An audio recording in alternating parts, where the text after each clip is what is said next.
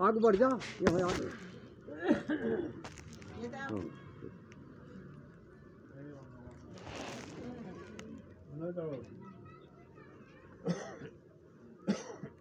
बंदो गुरुपद कंजे कृपा सिंधु नररूप हरि महामोहतम पुंजे जासु बचने रविकर्णि करा धन्य धन्य सतगुरु सुखदा महिमा कही न जाए। जो कुछ कहो तुम्हारी कृपा मोते कछु नो बसाए।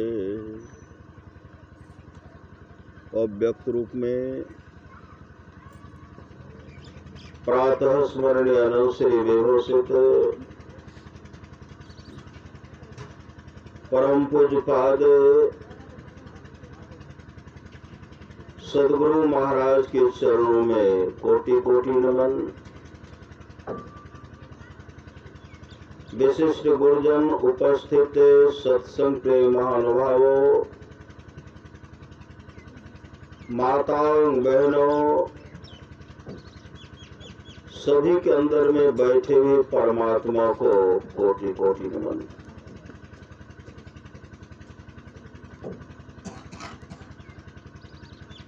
गुरु नानक देव जी की वाणी है, तन क्या मांझता रे एक दिन मिट्टी में मिल जाना। तन क्या मांझता रे एक दिन मिट्टी में मिल जाना।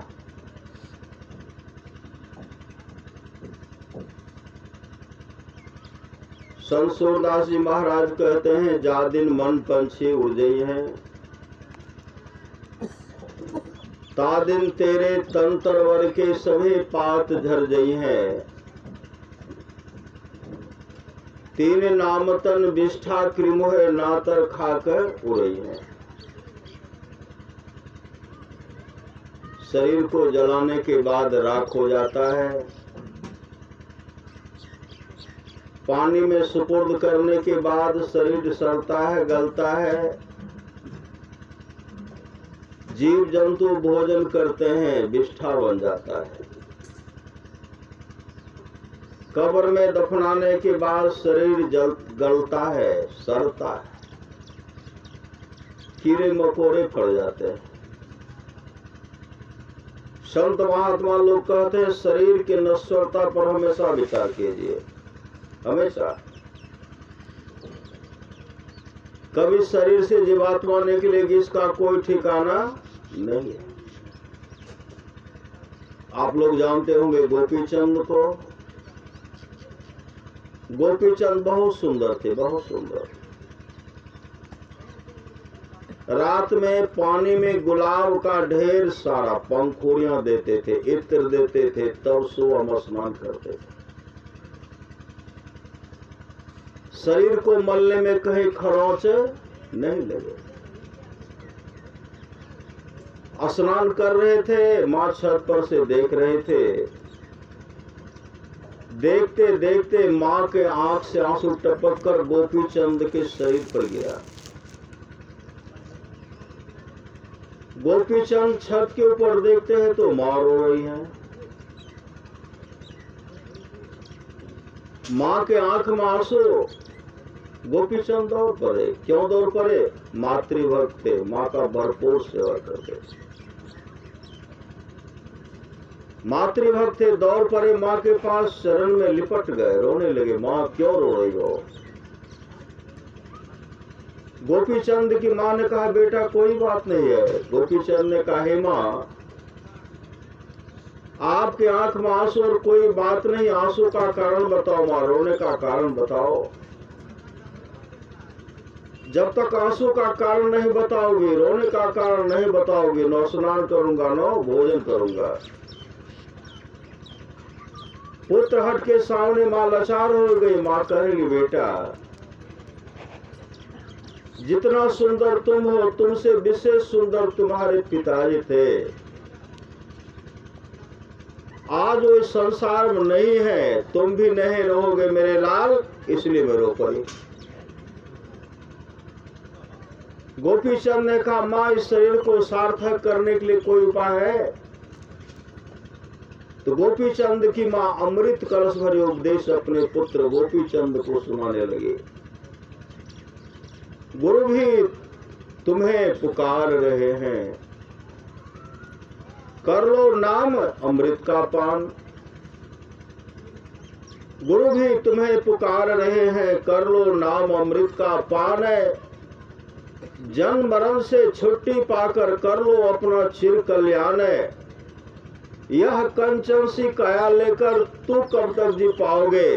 जैसे सब मरते हैं जग में वैसे ही मर जाओगे। मरने से पहले सदगुरु से सदयुक्ति प्राप्त कर लो है, तब तुम गोपी चंद सरीखे बन जाओगे अजर अमर। मां का उपदेश सुन गोपी चंद गुरु गोरखनाथ के पास गए और उनसे युक्ति लेकर के, नाम दान लेकर के मुस्तैदी के साथ सत्संग नित्य ध्यान नित्य करते हुए आत्मस्वरूप का दर्शन करके मोक्ष धाम को चले गए। संत महात्मा लोग कहते हैं मनुष्य जीवन की सफलता भगवत प्राप्ति में है। यह तन बार बार मिलने को नहीं है, इसलिए आगे की यात्रा के लिए मौत होगी, चलेंगे आगे की यात्रा। सभी की मौत है, एक दिन न कोई रहने आया है। जगत यह धर्मशाला है, मुसाफिर क्यों भुलाया है। जगत यह स्वप्न की रचना ने, इसकी हर चिंता कर सभी पर देश के पंथे तो नाहक मोह जाया। परमारास महाराज की वाणी है, जहां रहना नहीं वहां हम लोग सारी व्यवस्था करते हैं। जहां रहना नहीं है वहां सारी व्यवस्था करते हैं। जहां जाना निश्चित है उस घर का पता नहीं है। इसलिए संत महात्मा लोग कहते हैं उस घर का पहले पता लगा लीजिए। सप्त धातु का काया पिंजरा ता माही जुगत में सुआ। सतगुरु मिले तो उगरे बाबू, नहीं तो परले हुआ। अगर जीवन में सच्चा सदगुरु मिल गया तब तो बाबू का उद्धार है, नहीं तो परले हुआ। वही भगवान श्री राम कहते हैं पहले पता लगा लीजिए, जो परलोक यहाँ सुख चाहो। यदि परलोक में और इस लोक में सुख चाहते हो, सुनी मम वचन हृदय दृढ़, गाहू सुलभ सुखद। मार्ग यह भाई भगति मोर पुराण श्रुति, गाई भगति सुतंत्र सकल सुख खानी।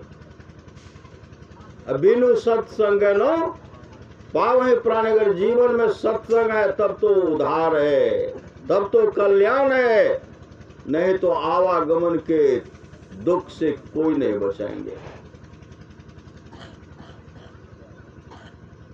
कहते हैं कुशलक को जब जन्म था तब भजन कर ले नाम का। चलना है एक दिन जरूरी, चलना है एक दिन जरूरी। घमंड क्या धन धाम का, आंख मुंदो कुछ न तेरा, तन हुआ बिन काम का। शरीर से जीवात्मा निकल गई, यह शरीर बिना काम का हो जाएगा। कहते हैं मानुष तेरा गुण बड़ा, मानुष न आवे काज। हार न होता आभरण, त्वचा न बाजत बाज। आंख मुंदो कुछ न तेरा, तन हुआ बिन काम का। नकल एक पुतली बनी है, हार मांसो चाम का, यह भी है दुश्मन भी तेरा चल गया बिंदाम का। कौरी कौरी जोड़ता होगा करोड़ों और शंख का, वह भी गारा छोड़कर भागा था छोचे।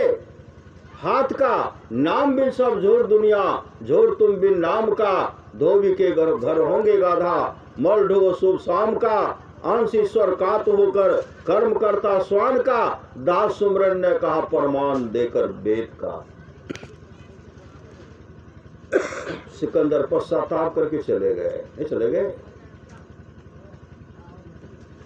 जब दंडायनीसी ने कहा सिकंदर विश्व विजय की लालसा लेकर के चले हुए हो, अपने मां का भी दर्शन नहीं कर सकोगे।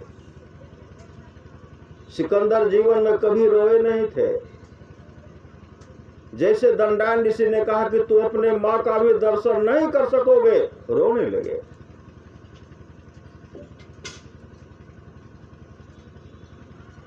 यूनान वापस जाने लगे, सर में दर्द हुआ, रोगग्रस्त हो गए और सिकंदर के सामने मौत ही मौत दिखलाई पड़ रही है। क्योंकि ऋषि ने कहा, संत सदगुरु ने कहा है तुम मां का दर्शन नहीं कर सकोगे। रास्ते में जा रहे बीमार पड़ गए, अच्छे अच्छे वैद्य हकीम डॉक्टर साथ में। सिकंदर के सामने मौत ही मौत दिखलाई पड़ रही है। डॉक्टर से कहते हैं मुझे किसी तरह बचा दीजिए, ढेर सारे धन दूंगा, सोना चांदी हीरा जवाहरात का अंबार लगा दूंगा, आधा राज तक दे दूंगा, लेकिन मुझे किसी तरह बचा लीजिए जिससे कि मैं अपने मां का दर्शन कर सकूं। डॉक्टर ने कहा, हे विजेता, आप दुनिया की तमाम दौलत मेरे हवाले कर दीजिए, लेकिन आपके श्वास में एक भी श्वास जोड़ने को किसी को ताकत नहीं है, किसी को ताकत नहीं है। सिकंदर पश्चाताप करते हुए मंत्री से कहते हैं, मंत्री जी, जब शरीर से जीवात्मा निकलेगी इस लाश को यूनान ले जाना, सारे शरीर को कपड़ों से ढक देना और दोनों हाथ को खाली बाहर छोड़ देना, ताकि दुनिया के लोग सीख ले जो विश्ववेता सिकंदर थे आज दुनिया से खाली हाथ जा रहे। संत कबीर साहब की वाणी है, इकट्ठे गढ़ जहां सारे मूल और मुल्कों के माली थे, सिकंदर जब चला दुनिया से दोनों हाथ खाली थे। हम लोग भी खाली हाथ गए, कई बार झक मारते हुए चले गए। ऐसा कौन सा शरीर है, कौन सा जोनी है जिस जोनी में हम लोग नहीं गए, हर जोनी में गए और दुख झेलते झेलते सदगुरु की कृपा हो गए, परमात्मा की कृपा होगी।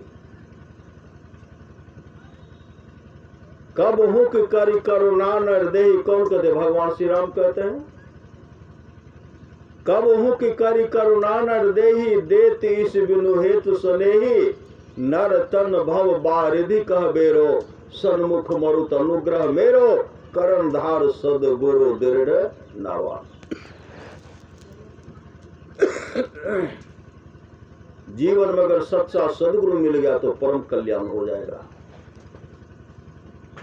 साचा सदगुरु जे मिले सब साथ समारे, दादू नाव चढ़ाई कर ले पार उतारे, दादू काढ़े काल मुख अंधे लोचन दे, दादू ऐसा गुरु मिलिया जीव ब्रह्म करिले, सच्ची घटना है। अगर सामर्थ्यवान सदगुरु मिल जाते हैं, परमाराष्ट्र महाराज कहते भज मन सतगुरु दयाल काटे जम चाला। आप लोग जानते होंगे भवनगामा में बच्चा मर गया था, गुरुदेव का पदार्पण होने से पहले उस घर में बच्चे की मृत्यु हो गए। सदगुरु महाराज वहां पहुंचते हैं, भक्त सब बैठे हुए, श्रोता सब बैठे हुए हैं, बच्चे को घर के दोग में छिपा करके रख दिए। घर से बाहर करने का मौका उनको नहीं मिला। सत्संग प्रारंभ हो गया। परमाराज महाराज प्रवचन कर रहे हैं, श्रोता सब भक्तराज सब बैठ करके सुन रहे हैं। गृहपति धारा प्रवाह आंसू बहा रहे हैं। परमाराज महाराज कहते सत्संग कराने में बहुत खर्चा होता है, क्यों समय ले लेता है? जबकि गुरुदेव अपने मन से बहुत पैरवी करने के लिए लोग आए थे कि मेरे यहाँ सत्संग का समय दीजिए, मेरे यहाँ दीजिए, लेकिन गुरु महाराज उनको बुला करके कहे कि तुम सत्संग का समय लो। गुरु महाराज जानते थे कुछ दिन उसके घर में इस तरह की घटना घटने वाली है। और महाराज महाराज कहते हैं सत्संग कराने में बहुत खर्चा होता, समय क्यों ले लेता है?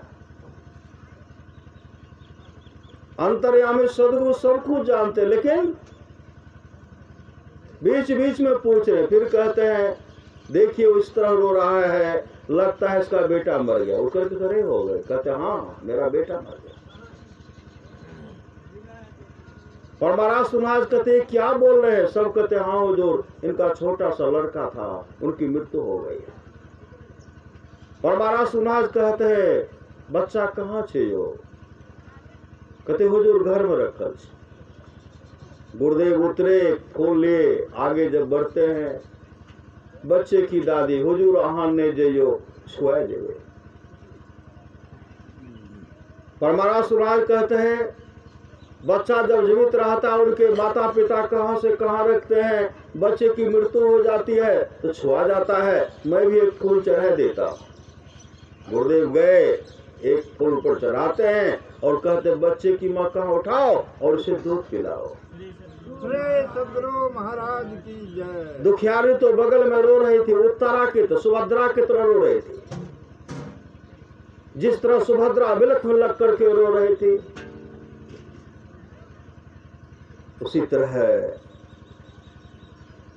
वह दुखियारी रो रही थी। दौड़ करके गए, बच्चे को उठाए और दूध पिलाने लगी। बच्चा दूध पीने लगा। सब कहते श्री सदगुरु महाराज की, जो सत्संगी थे क्या कहते हैं? श्री सदगुरु महाराज की जय। जो सत्संगी नहीं थे क्या कहते हैं? मैं ही बाबा की जय। जो सत्संग मदद नहीं किए थे, घटना घटा, पूरे गांव में हल्ला हो गया, तमाम आए, सब गुरु महाराज से भजन वेद लिए और सत्संग करने लगे। जिसको जीवन में मिला सत्संग है उसको हर घड़ी आनंद ही आनंद है। कल्याण चाहते हैं तो सत्संग से कभी दूर मत रहिए। भगति सुतंत्र सकल सुख खानी, बिनु सत्संग न पावे प्राणी। आप लोग जानते होंगे 17 जुलाई 2016 ईस्वी की बात है, सच्ची घटना है। एक विजय कुमार मंडल जी हैं जो मधुबन तिनटेंगा उनका घर पड़ता है, मधेपुरा जिला में। वह जब बीमार पड़ गए, किशनगंज, बिहारीगंज, पूर्णिया हर जगह इलाज कराया लेकिन ठीक नहीं हुआ, लेके चले गए पटना। और उनके साथ में उनकी धर्मपत्नी है, साला है, पुत्र है। वहां जब गए तो कोई मददगार नहीं है, कहीं जगह खाली नहीं था।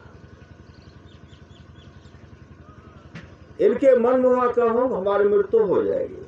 वो जब यहां से निकले, बिहारीगंज सत्संग मंदिर में सब सत्संगी मिल करके 3 दिन सत्संग करवाए। ध्यान का कार्यक्रम के 3 दिन, मतलब विजय बाबू किसी तरह ठीक हो जाए। सदगुरु मां से सब यही प्रार्थना करते हैं। उनके गांव के लोग एक दिन कराए सत्संग, कहीं सहारा नहीं, बिलख बिलख करके रो रहे थे। और उसी समय उनका लड़का कहते हैं बाबूजी विधायक जी के मोबाइल नंबर दिए? हाँ है, दिए। जैसे फोन के सब व्यवस्था हो गया, फटाफट सब व्यवस्था, डॉक्टर के अंदर चले गए। एकाएक वह तो हमेशा गुरु महाराज को सुमरण कर रहे थे, कहते गुरु धन्य है, गुरु धन्य है, गुरु धन्य है दाता दयाल, दया करे अवगुण हरे दे टाल भवे जंजाल, सब मिल कहो जपते रहो जी बने रहो खुशहाल, हरदम रटो कबू न हटो तो ही छेड़ेगा न काल। मानस जप कर रहे थे, मानस ध्यान कर रहे थे और एकाएक उनके मुख से बमन उल्टी हुई, क्या तो खून का थक्का गिरने लगा। जब खून का थक्का गिरने लगा तो निराश हो गए, पुत्र भी निराश, पत्नी निराश, साला निराश, अपने भी निराश, लेकिन सामने में सदगुरु का दर्शन, सदगुरु खड़े सामने में, एक टक सदगुरु को देख रहे। क्या देखते? उसी समय 3 जमदूत आते हैं, 3 जमदूत आते हैं, पासा जो रसरी फेंके जैसे फेंकते हैं, उनके जीभ पर बैठ गया, जीभ पर बैठ गया। अब तीनों मिल करके खींच रहे हैं, वह नाम का सुमरण कर रहे हैं, सदगुरु सामने खड़े हैं। तीनों जमदूत खींचते खींचते थक गए, लेकिन उनके जीभ को खींच नहीं पाए। वह गुरु महाराज का सुमरण कर रहे थे। उसी समय सदगुरु महाराज वहां बगल में थे, एक छड़ी लेकर के जैसे जमदूत पर ऐसे छड़ी बजाते हैं, जमदूत जैसे हाथ को खींचते हैं, रसरी जो जीभ में लगा हुआ था फिसल करके बाहर गिर गया, बाहर रसरी बाहर गिर गया और जमदूत जम पास लेकर के भागे। यह जो है सदगुरु महाराज का दर्शन हो रहा है और यह पूरे परेशान हो गए थे, लेट गए। सदगुरु महाराज उनको भी एक छड़ी मारते, पत्नी रो रही थी, जैसे एक छड़ी मारते हैं लगता शरीर में करंट लग गया, जान आ गया, ऐसे ऊपर उछल करके दूर जाकर के गिरते हैं। मुख से निकलता है श्री सदगुरु महाराज की जय। जब श्री सदगुरु महाराज की जय करते हैं तमाम वहां दौड़ पड़े, वह थर थर कर रहे हैं और सामने में सदगुरु महाराज का उनको दर्शन हुआ। पूरा वह ठीक हो गया, पूरा ठीक हो गया। आए घर, पहले से भी सत्संग करते थे, अभी भी सत्संग खूब अच्छा ढंग से सत्संग कर रहे।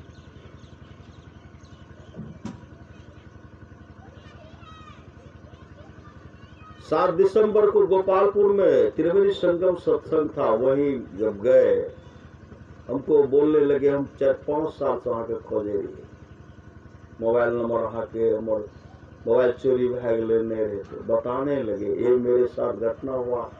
जीव जो दिखलाए तो पूरा जीव के चारों तरफ काला बना हुआ, काला, और जहां छड़ी लगा था वहां काला दाग बन गया। इतने बड़े सामर्थ्यवान सदगुरु हैं। 3 लोक 9 खंड में गुरु ते बराना कोई, करता करे न कर सके गुरु करे तो है। तो प्रभु श्री राम कहते बड़े भाग मानुष तन पावा, असुर दुर्लभ सब ग्रंथ गावा, साधन धाम मोक्ष कर द्वारा पाइन जय पर लोक समारा, सो परत्र दुख पावे सिर धुनि धुनि पछता, काले कर्मेश्वर ही मिथ्या दोष लगाए। वो परलोक में दुख पाते हैं और सिर धुन धुन करके पछताते हैं, काल कर्म ईश्वर को झूठी दोष लगाते हैं। तो भगवान श्री राम कहते करण धार सदगुरु दीर्घावा, दुर्लभ साथ सुलभ करी पावा। मानव का शरीर मिला है, जीवन में सच्चा सदगुरु मिल गया है, मुस्तैदी के साथ ध्यान भजन करें, परम कल्याण होगा। गीताराम स्वामी कहते ओ गंगाराम तेरा सुगना पिंजरा पुराना हो गया, तुम बैठा है खामोश तेरा साथी रवाना हो गया। मौत वो भी सुन रहे थे। अरे शरीर तो वस्त्र के रूप में, यह शरीर हम शरीर नहीं है, इसमें रहने वाले शरीर ही है, शरीर।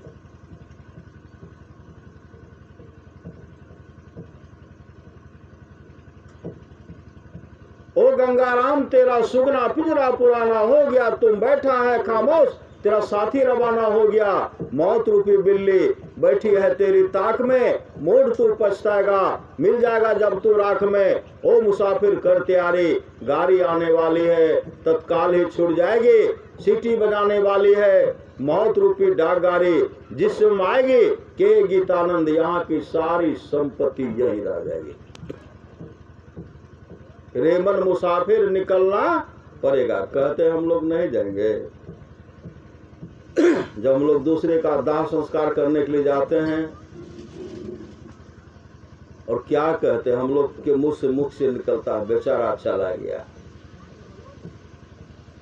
मौत उस समय हंसते हैं, बच्चों दूसरे को बेचारा कह रहे हो, कल तुम्हारी बारी है, कल तुम्हारी बारी है। नगर भ्रमी गुरु करे उपदेशवा हो से हो मन सुतल निश्चित निश्चित होकर के बैठे। अभी सुन रहे थे, नशा का सेवन नहीं करना चाहिए। खाए खुराका पहन पोशाका जम का बछड़ा पलता है, जम बर जाती तोरे छाती, उससे क्यों नहीं डरता है। पछतेवे रे बेमान, गुरु के विसारी पछतेवे। अरे जले हीरा मोती संपत्ति बहुत, सब धन ठामे रहतो, ऐ तो जमे दो कामो नहीं दे तो तोरा माई बाप भाई, पुतली उलटी जे तो बेहतर देवे भाई, बेहतर देवे भाई। आगो आगो कहरिया भैया डोलिया लेने जाए, अब पाछू से जमरिया पूजा करेंगे। प्लॉट का प्लॉट जमीन है, 50 मंजिला मकान है, बैंक बैलेंस है। कितना बैंक में पैसा, वह भी पत्नी पुत्र को नहीं कह पाएंगे। बिछावन के बगल में जो आपने बचा करके रखा, वह भी कहने का मौका जमदूत आपको नहीं देंगे।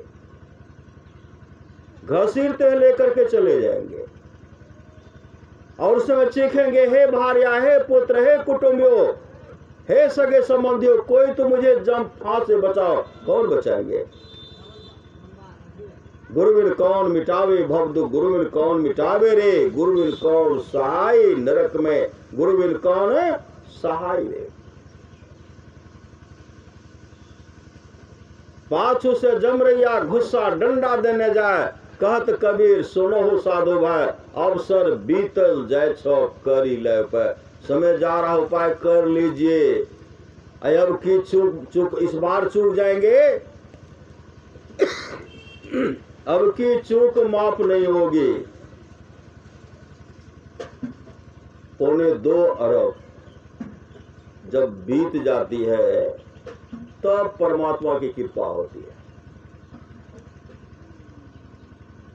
जीवन में जिनको सदगुरु है, भक्ति बीज बीज से नहीं, जो जुग जाए अनंत, ऊंच नीच घर जन्म ले तो संत को। संत कहते भक्त मरे क्या रोइए, वो तो अपने घर जाए। रोइए साकट बापरो, जो हाथों हाथ बिकाए। आज देखते हैं हम लोग कर रहे हैं सत्संग। ऐसे महापुरुष थे, अपने जीवन के बागडोर को सदगुरु के हवाले करके सत्संग करते थे। ऐसे भक्तों के लिए, ऐसे शिष्यों के लिए परमारास महाराज ने कहा, सबको एक साथ कैसे मरोगे, कोई आगे मरोगे, कोई पीछे मरोगे, मेरे संग रहने वाले की अधोगति नहीं होती। मैं मोक्ष नहीं चाहता, बार बार आऊंगा, तब तक आऊंगा जब तक अपने सारे शिष्यों को मोक्ष नहीं दिला दो। अंदेशा किस बात की? सहरसा की घटना है। एक बूढ़ी माए थी, सत्संग में गई, और सत्संग में जमलोक का चर्चा हो रहा था, जम के बारे में चर्चा हो रहा था। माँ सत्संग में भी बैठ करके रोने लगी, सत्संग में रो रही है। घर गए ध्यान करने के लिए, गुरु महाराज के तस्वीर के सामने ध्यान करने के लिए बैठी, लेकिन जम जो बहुत सताते हैं, बहुत परेशान करते हैं। कुछ देर ध्यान की, फिर बैठ करके रो रही है गुरु महाराज की तस्वीर के सामने। परमारा सुनाज वहां प्रकट होकर के कहते हैं, बूढ़ी माई क्यों रो रही हो? वह चरण लिपट गए, हुजूर सत्संग में गेलिए, कहै छै जमराज बहुत घसीटे छे, हम वृद्ध छियै, हमरा तो कत्ते हम मार नहीं सह सकवे, वो ले हमर उद्धार केना हेते। गुरु आजकल के बूढ़ी माई क्यों रोती हो? अरे तुम्हारे जब जाने का समय होगा मैं आऊंगा, तुमको मैं अपने गुरुधाम लेके चला जाऊंगा। गुरु महाराज इतने बड़े सामर्थ्य वाले सदगुरु हर रूप में गुरुदेव आए हैं। गुरुदेव हैं कौन? हम लोग नाम संकीर्तन जो पढ़ कर स्तुति करते सुबह में,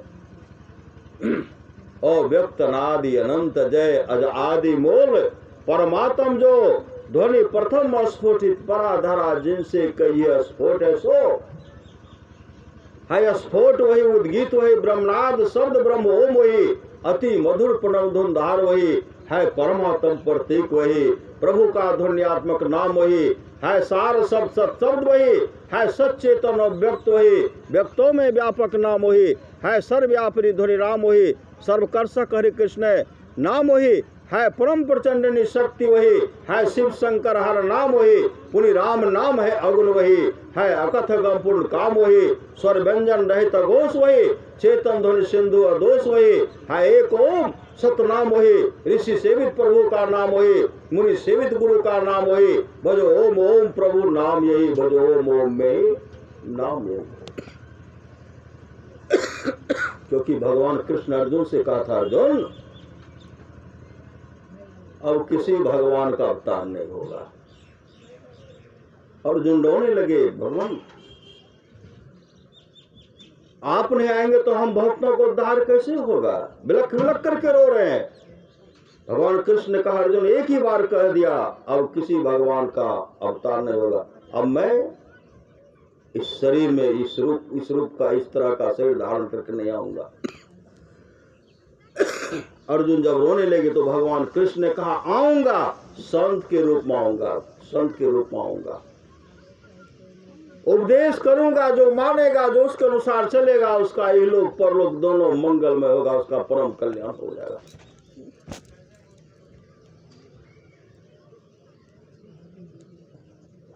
गुरु की नित्य कर पूजा जगतीन सम नहीं दूजा,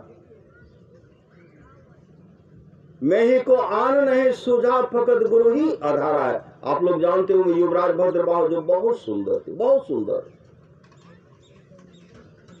अपने सुंदरता पर बहुत दर्प घमंड करते थे, सुंदर भी थे, कभी वृद्ध को नहीं देखे थे, रोगी को नहीं देखे थे।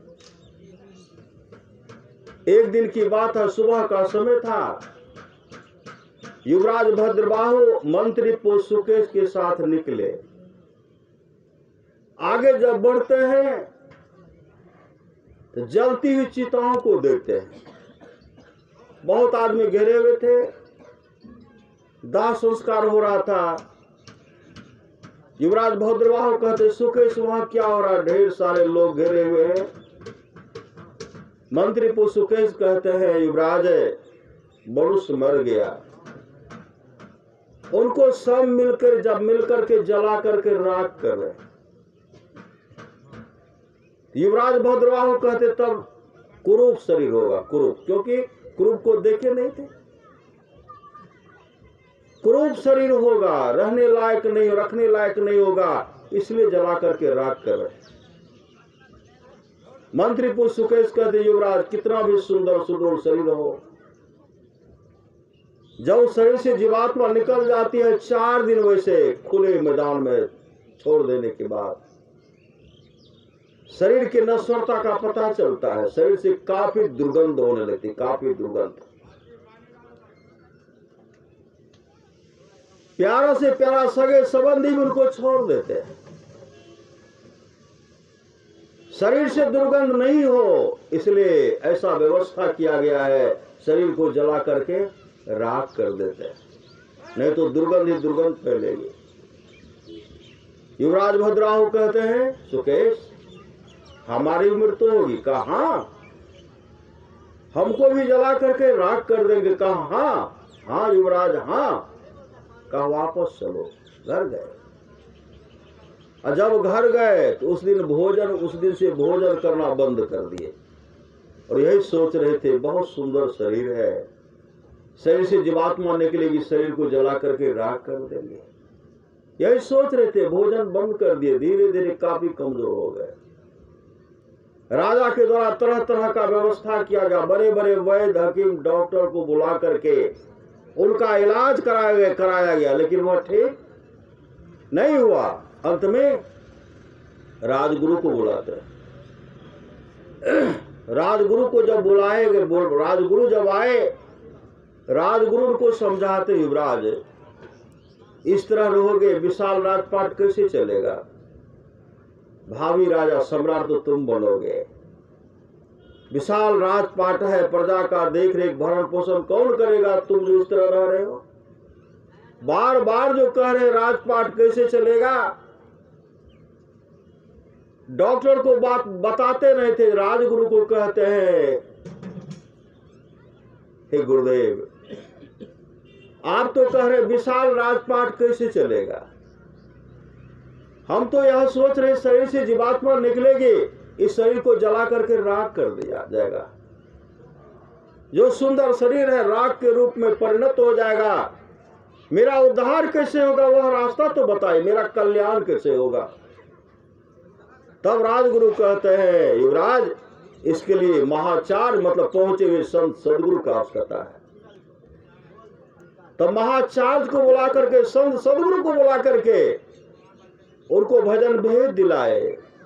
भजन भेद लेने के बाद मुस्तैदी के साथ ध्यान भजन किए, सत्संग ध्यान नित्य करते हुए आत्मस्वरूप का दर्शन करते मोक्ष धाम को चले गए।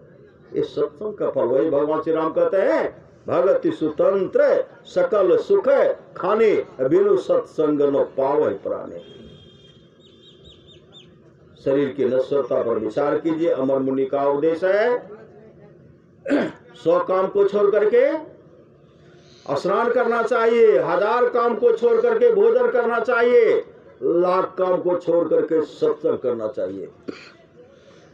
1,00,000 काम को छोड़ करके सत्संग करना चाहिए। 1-2 काम होता हम लोग सत्संगों को छोड़ देते हैं। लाइन बाजार देना रहे, कपड़ा लेना रहे, सत्संग भी छूट गया। कहते 1,00,000 काम को छोड़ करके। जो राजगीर के रहने वाले अमर मुनि पहुंचे हुए संत थे, पहुंचे हुए संत, उनका कहना 1,00,000 काम को छोड़ करके सत्संग करना चाहिए। करोड़ों काम को छोड़ करके अपने जीवन के बागडोर को सदगुरु के हवाले करना चाहिए। अमर मुनि ने अपने शिष्यों से, उनके समय एक राजा सुदर्शन था, राजा सुदर्शन से कहते हैं, राजन आप भजन भेद ले लीजिए। राजा सुदर्शन टाल मटोल करते, टाल मटोल, अभी नहीं, अभी नहीं। टाल मटोल करते हुए तो बहुत युग बीत गया, नहीं बीत गया। टाला टूली से दिन रीता, एक नहीं बहुतों युग बीता, बहुत युग बीत गया। और इस समय अगर चूक जाएंगे, अब की चूक माफ नहीं होगी, माफ होने वाली नहीं है, जम बेदम कर देंगे। उसी समय एक दिन राजा सुदर्शन निकले, कुछ वर्षों के बाद घनघोर जंगल निकले, शिकार खेलने के लिए गए। जब शिकार खेलने के लिए गए तो जंगल में उलझ गए। अब मंत्री और राजा सुदर्शन साथ में निकलना उनके लिए मुश्किल हो गया। होते होते ऐसे जगह पर पहुंचे जहां छत बिछत लाश था, सुंदर लाश। और देख रहे राजा सुदर्शन, कहते किनका लाश है। राजा सुदर्शन को नहीं पहचान पाए, उलट करके इधर से उधर देखते हैं, और क्या देखते हैं, उनके आंख का डिम जो है चींटी नोच नोच करके खा रहे हैं, चींटी नोच नोच करके खा रहे हैं। मंत्री जी कहते, महाराज ये तो अमर मुनि का लाश है, अमर मुनि का लाश। अमर मुनि ने अपने शिष्यों से कहा था, जब शरीर से जीवात्मा निकलेगी, मेरे लाश को खुले मैदान में जंगल में छोड़ देना, और मरने के बाद भी मेरा मांस किसी जीव जंतु के काम आवे। अमर मुनि का लाश है महाराज, अमर मुनि का लाश है। और उसी समय जब देखे सुंदर शरीर की यह हालत, राजा सुदर्शन उनके चरण पर माथा रगड़ते हैं, महात्मा मेरा उद्धार कैसे होगा, मेरा उद्धार कैसे होगा। आकाशवाणी हुई कहे सुदर्शन, अपने शिष्यों का नाम बताते हुए कहते वहां जाकर के नाम दान ले ले, अपने जीवन को सफल और सार्थक कर ले। तब राजा सुदर्शन उनके शिष्यों से भजन वेद लिए, अपने जीवन को सफल सार्थक कर लिए। बहुत राजा महाराज, देखिए ना राजा महाराज, भगवान बुद्ध के से बहुत ऐसे राजा थे। राजा प्रसेनजित थे, राजा बिंबिसार, सम्राट अशोक, एक एक जो अपने जीवन के बागडोर को सबके जीवन में गुरु थे। अभी के राजा के जीवन में गुरु नहीं है गुरु। बहुत ऐसे हैं मांस मछली खाते, शराब पी करके अमूल जीवन को बर्बाद करते। पहले के राजा अपने जीवन के बागडोर को सदगुरु के हवाले कर, सम्राट शिवाजी राव अपने जीवन के बागडोर को समर्थ रामदास जी महाराज के चरणों हवाले कर दे। बलि विक्रम बेनु दधीचे गए, पारथ गए जिन भारत ठाना, बाली गए बलराम गए जिनके कखरी 10 कंठ लुकाना, गए दुर्योधन जंग जुड़े 64 कोस तक छत्र समाना, धरा का प्रमाण यही तुलसी, फलासो झारा बरासो बुताना। इसलिए जीवन में सत्संग चाहिए। वह अमर मुनि का उपदेश है, करोड़ों काम को छोड़ करके अपने जीवन के बागडोर को सदगुरु के हवाले करना चाहिए। भगवान श्री कृष्ण की वाणी है, निष्पाप उद्धव जी, कोई कितना भी अश्वमेध जग कर ले, कृष्ण चंद्रायन आदि आदि व्रत कर ले, उसके द्वारा में सुलभता से प्राप्त नहीं होता। बस एक सत्संग ऐसा जरिया है जिसके द्वारा में सुलभता से प्राप्त हो जाता, उस भक्त के बस में हो जाता, उस भक्त का परम कल्याण हो जाता। परमारा सुभाष की वाणी है, थोड़ा सा भी सत्संग करो बड़ा लाभ होता है। किनको किनको लाभ हुआ, अनगिनत को लाभ हुआ।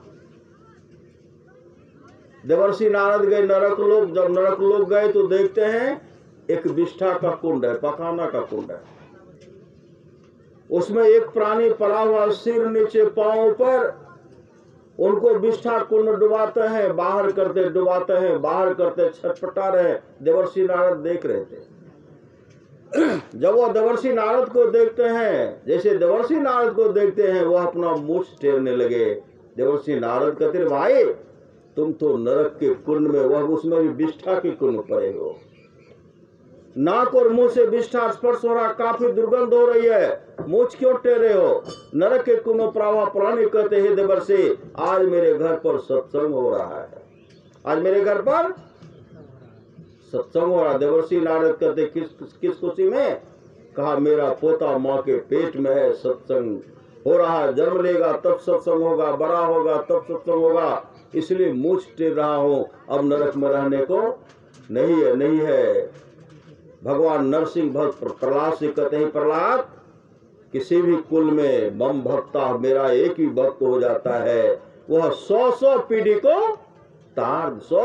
को तार देता है। इस सत्संग का और भक्त और सत्संग का फल है। आप लोग जानते होंगे भगवान महर्षि रमन जब सत्संग करते थे, उनके सत्संग में बाघ सिंह चीता सब आते, पक्षी सब आते थे। एक गाय भी सत्संग में जाते थे, उनकी अपनी मौज होती थी, कब सत्संग प्रारंभ, इंतजार करते थे कब इनके मुख से के सत्संग की वाणी सुने।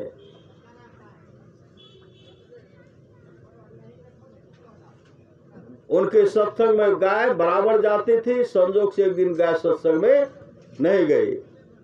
भगवान महर्षि रमन जब आंख बंद करते हैं, अब सुन रहे थे भगवान श्री राम की वाणी, और एक गुपुत मत सभय कहो कर जोर, शंकर भजन बिना नर भक्ति न पावे मोर, किरणों चैतन्य मृत्यो।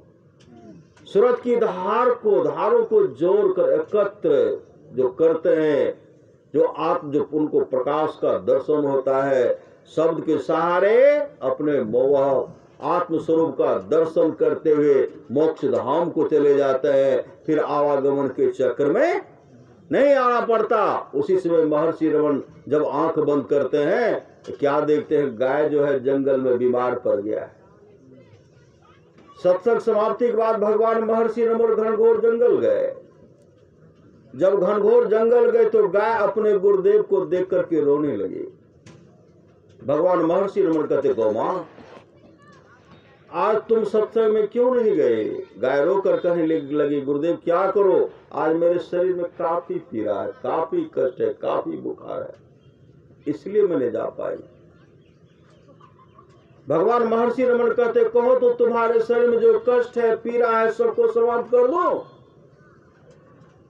गाय रोकर कहने, नहीं गुरुदेव, अब इस शरीर में रहने की इच्छा लालसा नहीं है।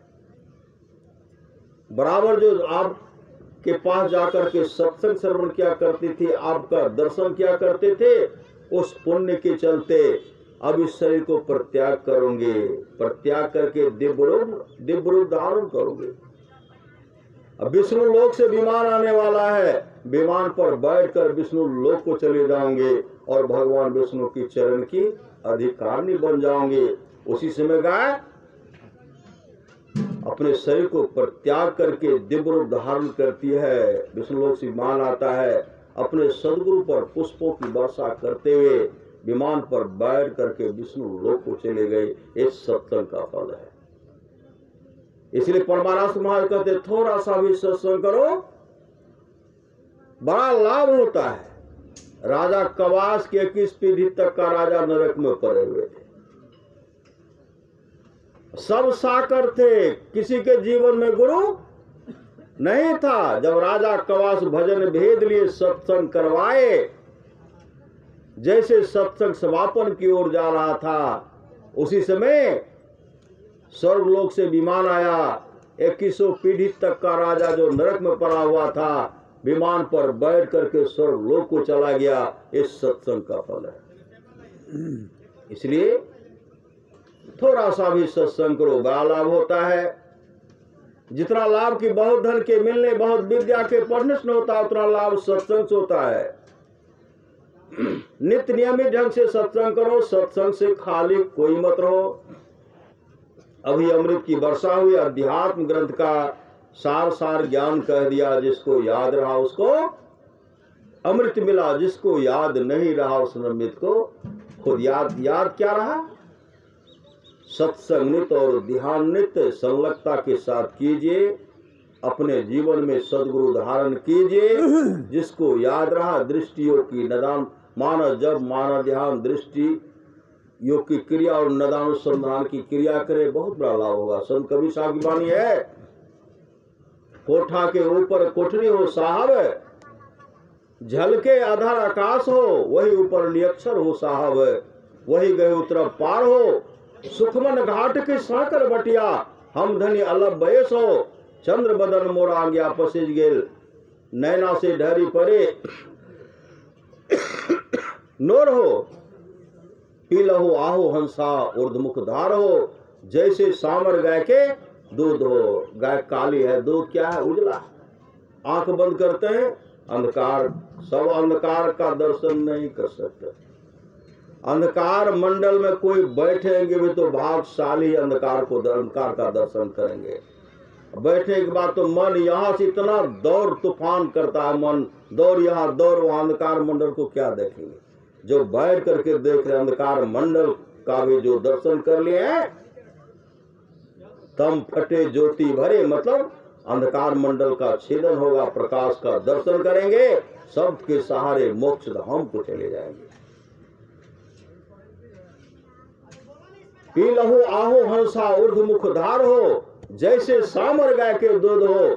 जे सखी पीबे सोई सखी जाने, दूसरो जाने नहीं कोई हो। साहब कबीर मुख मंगल गावल, शब्द परे को टक सारो।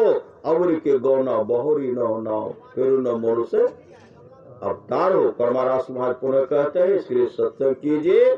जो लोग बहुत दिनों से सत्संग करते आ रहे हैं, अभी कर रहे हैं, आगे भी करेंगे, वे सभी महासुख के भागी होंगे। बोलिए प्रेम से श्री सद्गुरु महाराज की जय।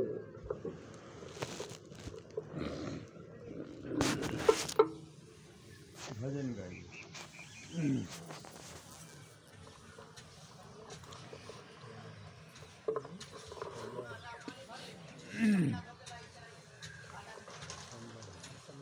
बोलिए प्रेम से श्री सद्गुरु महाराज की जय। श्री सद्गुरु महाराज की जय।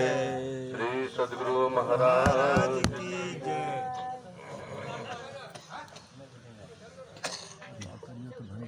एक भजन गाने का आदेश हुआ है, तो आइए कबीर साहब जी महाराज का भजन श्रवण करें। भक्त ने कहा है, जाओगे जब यहाँ से कुछ भी न पास होगा, 2 गज कफन का कपड़ा तेरा लिबास होगा।